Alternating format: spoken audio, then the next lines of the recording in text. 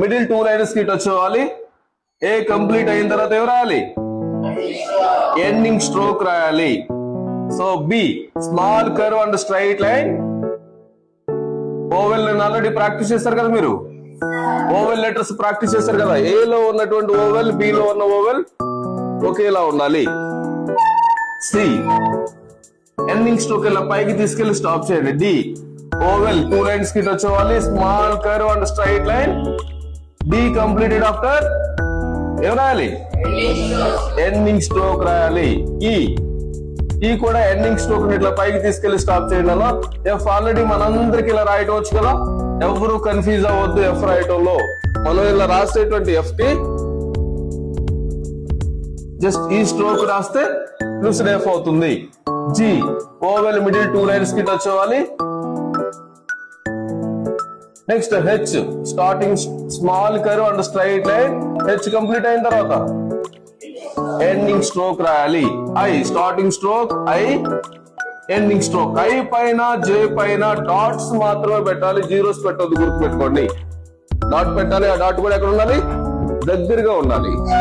Next J starting stroke, straight line, curve, dot. K small curve and straight line. K completed after ending stroke. L small curve and straight line, ending stroke.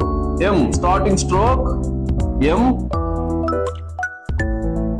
ending stroke. M middle line also should touch base line. అంటే base line అంటే third line. Middle line కూడా third line touch చేస్తూ రాయాలి. N starting stroke, N ending stroke. O middle 2 lines కి touch చేస్తూ రాయాలి.